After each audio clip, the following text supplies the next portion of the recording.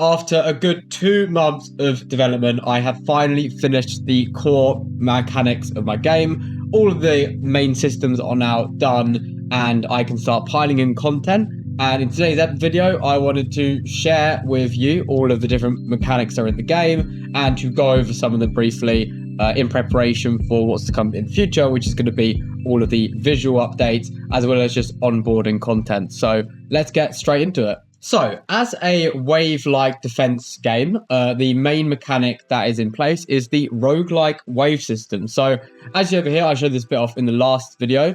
This is where all the enemies spawn. Again, there's no visuals yet, just to explain the blockout form. But anyway, they all spawn randomly within here, and the system is set up so that as the waves progress, similar to how Risk of Rain does it, where it will have a progressively increasing difficulty that will dictate what enemies spawn and in what ways. So obviously it is also wave-based, so you'll have wave 1, wave finishes, you have time to upgrade your base, which will be here, and do stuff like that. And then once it's over, then once the build time's over, then you go back to the next wave and so on, and go on as far as you can. So to just show off how the wave system works, so we've got, in fact, let me put it into a better way of showing it. So here we have the general interface. When I press K, the first wave starts. Now, what it has done is in the back end side of things, it is randomly chosen one troop type, which in this case is a deer or a deer class, which is basically a siege class. So these guys will not attack me, but will go straight for the wall, even if I get in their way and stuff.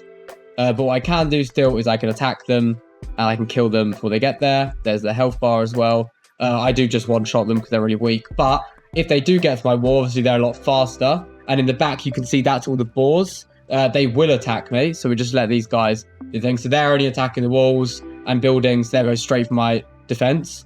Usually we would have spawners. The game is definitely not meant to be played just by the chief himself. In fact, I'm probably going to lose before I can even reach the boars. But these guys will attack me, and they will do damage to me, and I will lose. And then the whole game basically restarts. So that's the roguelike wave system. It gets progressively harder, and there's not really any cap to it.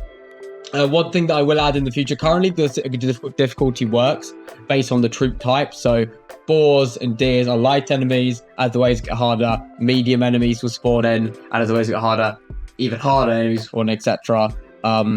And then eventually I can add a system where maybe the light enemies, you get to the impossible difficulty and the light enemies start getting harder to beat, because you could always have a chance of getting them during the level. But yeah, moving on, we've got the roguelike troop upgrade system. Now, as for the troop upgrade system, excuse me, the way it's going to work is you come over to, these are the 3 different utility totems that can't be destroyed, and then this is the Chief Heart, which we'll go to later. So this is the troop upgrade totem. So currently there's only a spear warrior upgrade you can do. I need to still add the archer upgrade, but as you see, this is its stats currently, and the upgrade cost is relevant to what the stone runes you have. So I'm just going to give myself a bunch of stone runes. Now, currently, if I were to spawn in a spear warrior and have it verse a boar, or have it verse 3 boars, for example, where you'll see that the spear warrior will get taken out. If I give it 1 second, or it should get taken out. And once it gets taken out, I should then be able to show off the more difficult. There we go. So obviously it's died. I will actually need to just go and clear out these guys because they're going to come and try to kill me. We'll take them out because they are going to hurt me. But I can just take them out like this. There we go. And then what I'll do is I'll show off what the upgraded version looks like. And obviously the upgrades are infinite. So let's just say I give myself loads and loads of stone runes. I've just got to develop a tool to do that. I'll go in here, and then as you see, it upgrades by 10% each time. So by that, it upgraded by 0.15 for the health, upgrades by slightly more, and it continually upgrades, and the cost increases. So it's not just a case of, you can keep upgrading, even though the stats get exponentially larger, the upgrade doesn't change.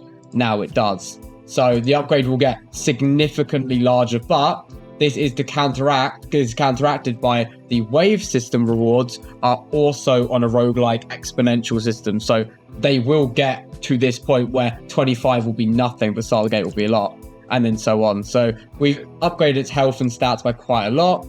I do want to just show off what like a max level troop would look like. So I'm just spamming the button right now to get as much as I can.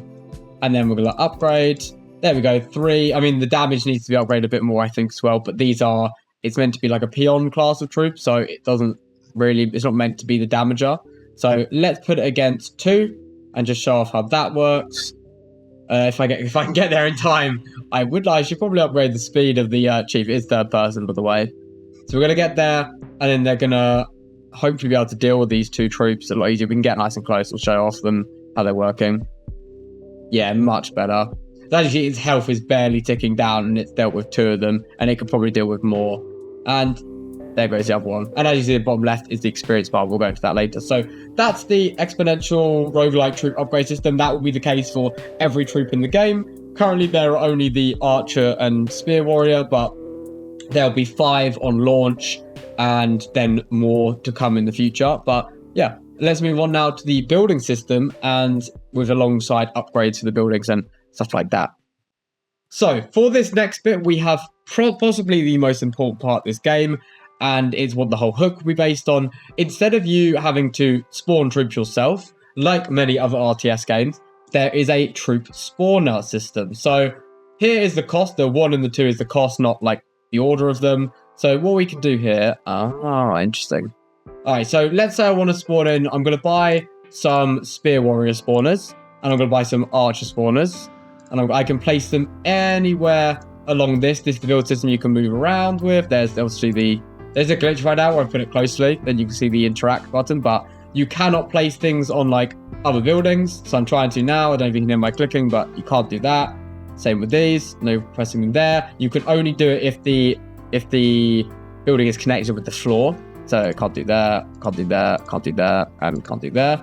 And you can't place them on each other because that would make no sense. But let's pull down a bunch of them. So what this will do is we have our 3 spear warrior spawners, our 2 archer spawners.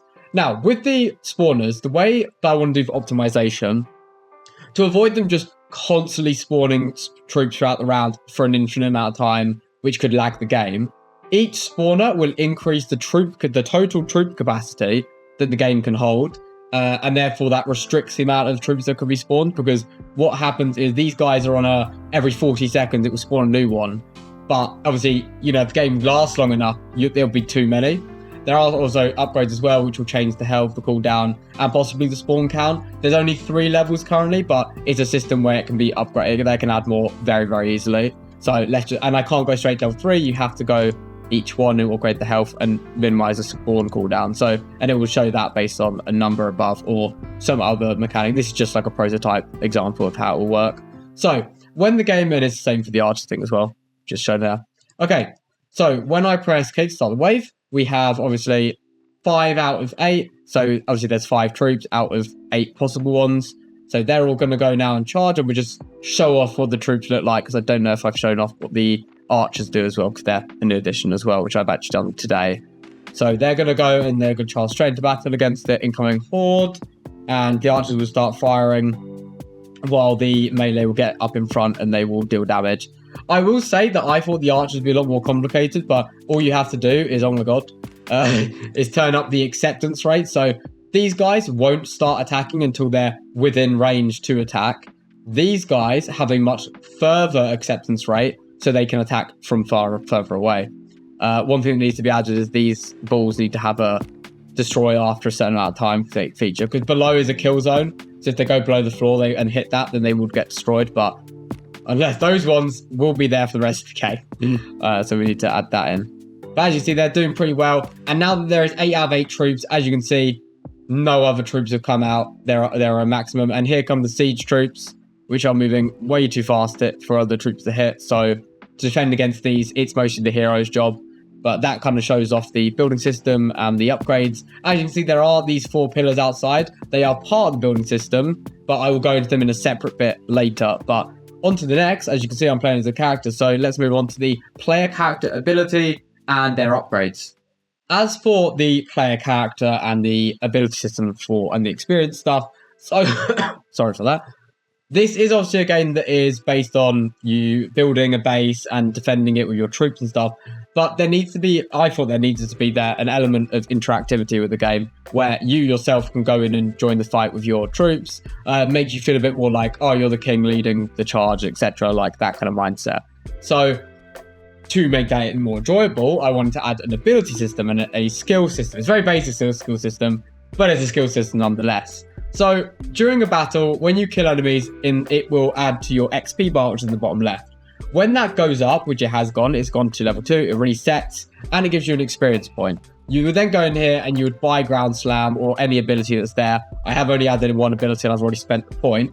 But then when the wave then starts, I get given the ability to do a Ground Slam. I can then go out and I should be able to, I'll just spawn the troops in to show how this works. Now, the Ground Slam is different to the obviously normal attack because this one does damage to one enemy, this damage to all of them. So there's the little Ground Slam. I didn't turn off the line trace, but it just shows off what it looks like behind the scenes. And then we continue fighting. As you can see, I kill an enemy, it goes into my XP bar, XP meter below. Like, try to kill this guy as well. And he's going to reach the base. So, I mean, that's pretty much all for the experience system. There's not a whole lot. You know, you kill things, you level up, you get better stats, you get better abilities, and so on. And that also means that the hero doesn't become redundant later on, as everything needs to kind of employ the roguelike, infinitely exponential stats meter.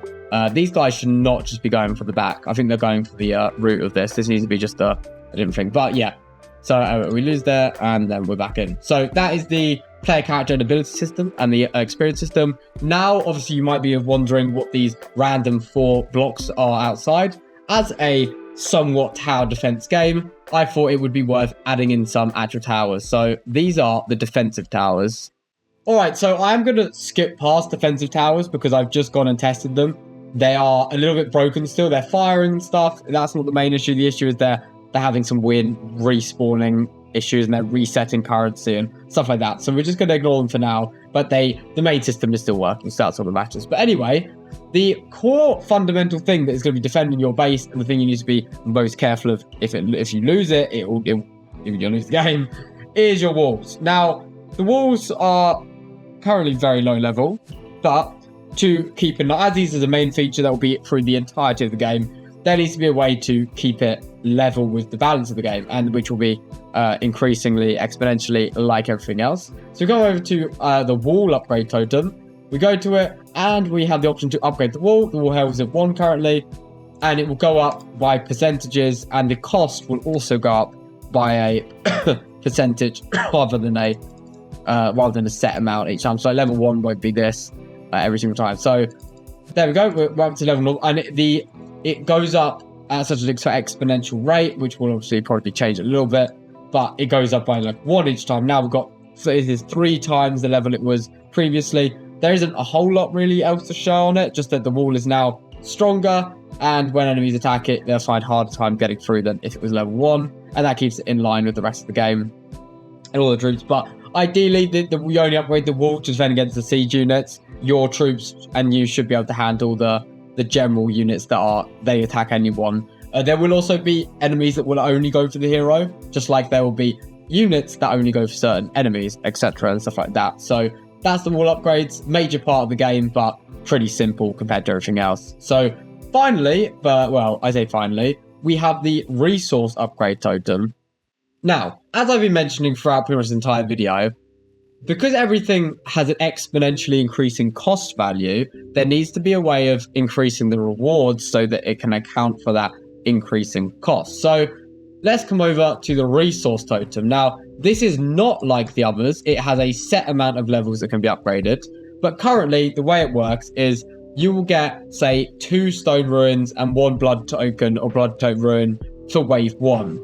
Now, if it was wave 5, it would be stone ruins. It would be 2 multiplied by 5, so you get 10. Wave 10, 10 times 2, 20. And for the blood ruins, you just get either 1 to 3, as they are only used to buy buildings that will cost a very minimal amount. And this cost will not go up at any point, so that doesn't need to change whatsoever. But if I now come over and I want to, say, get extra, I want to get this basically, this then adds into the multiplication. So at level 1, it just times your end reward by 1. But at level 2, it multiplies the end reward by 2. So say I was saying on level wave 5, you would get 20 stone ruins. On level 1, which level 2, you would get 40, and so on. And this will matter significantly towards the later waves, because say you get to wave 30, that number's going to go up like a rocket. So wave 3, and then 3, it'd be 3 times. So say on wave 30, you'd get 60 stone ruins level 1. You'd get a maths 180 with a level 3 totem. Now this is quite expensive to upgrade as well to make it harder, but once you got to level 3, that's pretty much the game sorted in terms of upgrades in resource department. But honestly, all of these systems I built to make sure I can add on to them very, very easily. I can easily put in level 4, 5, and etc.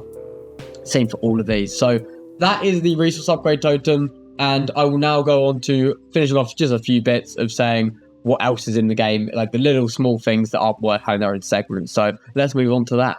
I wanted to just go over a few things that are very important to the game. So at the end of each wave, no matter what, all of your buildings will be reset to their same position and to the same health they're at, because the way the damage system works is when a building gets destroyed, it doesn't get destroyed, it just hides from the enemy and hides from sight. But they can get through it, it will stop being usable. Say the spawner goes down, it won't keep spawning even though it's invisible. And this is just so that you're able to continue on, and it's more that in the wave, that's when all the risk is, but in between you haven't got to worry about repairing stuff, because I thought that's just boring. I mean, nobody wants to be repairing stuff in between waves. You can't want that done automatically. Similar to how Clash of Clans removed their trap you used to pay to redo the traps or reset the traps. So I just thought if they removed it, there's probably a reason behind it, and considering how good Clash of Clans is, it must be a pretty good reason.